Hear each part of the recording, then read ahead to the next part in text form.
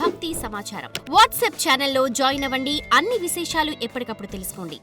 గురుగారు, ఇక్కడ మనం గమనిస్తే కూడా కుంభమేళాకు వచ్చేవారంతా కూడా రకరకాల పీఠాధిపతులు, మఠాధిపతులు, రకరకాల సంప్రదాయాల నుంచి వచ్చేవారు కదా.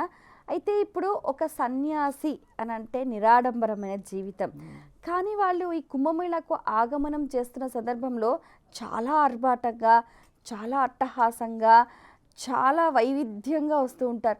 అంత ఆర్భాటం ఎందుకంటారు? వాస్తవం. ఇప్పుడు మీరు అడిగింది ఏంటంటమ్మా, ఒక ఆర్భాటం గురువుకి ఇస్తారు వాళ్ళు, వారి శరీరానికి కాదు.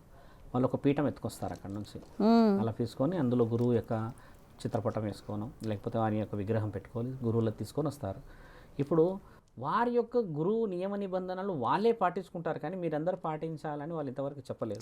వారు రుద్రాక్షలు, ఆ ఒంటికి సంబంధించిన అర్ధనగ్నతత్వంతో ఆ చితాభస్మం వేసుకొని అందులో నుంచే ఆయనకి పూజ విషయాలు అందిస్తారే, కానీ మనకి వచ్చి మీరు ఇది చేయాలి అది చేయాలని ప్రభుత్వాలను ఏ అఘోర ఇంతవరకు అడగలేడమ్మా. ఎవరు మనుషులు బాగుండే విధముగా మనకి ఇంతటి ఋషి పరంపరేనమ్మా. అమృతం తాగిన దేవతలు చిరంజీవులైతే అమృతం పడ్డ ఆ సరస్సులలో స్నానం చేస్తే మనం కూడా ఆరోగ్యం బాగుండాలనే కదమ్మా. అలాంటి దానికి మరి అంత ప్రక్రియ ఇచ్చిన ఆ దేవాది దేవతలకు మర్యాద ఇవ్వకూడదా తల్లి? అది మర్యాదపూర్వకంగా వచ్చిన ఒక మర్యాద. మీరు అన్నట్టుగా కోట్లు పెడుతున్నారు. ఇప్పుడు 40 కోట్ల మంది వస్తున్నారు, కొన్ని కోట్లు ఖర్చు పెట్టారు అక్కడ యోగి ఆదిత్యనాథ్ గారు. ఆయనకి నిద్ర ఉందో లేదో కానీ ఎప్పుడు చూసినా న్యూస్లలో ఆయననే ఉంటున్నారంటే ఎంత జరుగుతున్నట్టు. ఇప్పుడు ఆయన గారు ఉండే ప్రాంతంలో కూడా జరగడం చేత ఇప్పుడు ఒక్కొక్క వ్యక్తి వారి యొక్క ప్రయాణాలలో ఎవరికి కూడా ప్రమాదం కాకూడదు, ఎక్కడెక్కడి నుంచో వస్తున్న వ్యక్తులకు అని అన్నప్పుడు మరి ఇలాంటి మహా అద్భుతమైన మేళాన్ని ఇచ్చిన ఆ గురువుకి విలువ ఇవ్వకూడదా అమ్మ? అది గురువుకి విలువ. అది మీరు అన్నది ఎందుకు వాళ్ళకి దుస్తులే లేవు, వేసుకోవడానికి ఏమీ లేవు అన్న ఆ ప్రశ్న చాలామందికి ఏంటంటే, ఏమీ లేకున్నా సరే అమ్మ, ఈరోజు మీ అందరికీ కుటుంబాలు బాగుండాలని త్యాగం చేసిన మహామూర్తుల మర్యాద అది. ఆ మర్యాద చాలా అవసరం తల్లి. కానీ రకరకాల విన్యాసాలు చాలా అద్భుతంగా చేస్తూ ఉంటారు గురుగారు.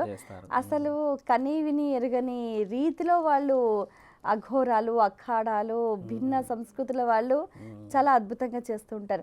అయితే ఈ కుంభమేళా సమయంలో ముఖ్యంగా తీర్థ విధులకు ఎక్కువ ప్రాధాన్యత ఉంది. పితృదేవతల ఆరాధన ఎందుకంటారు?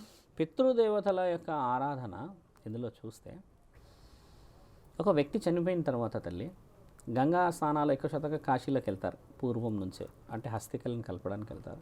ఈ హస్తికలను కలిపే తరుణంలో ఓన్లీ కుంభమేళని కలపాలని రూల్ లేదు మన దగ్గర. ఎక్కడైనా ఇప్పుడు మన హైదరాబాద్లో అమ్మ కలిపేది లేదు ఎక్కడ.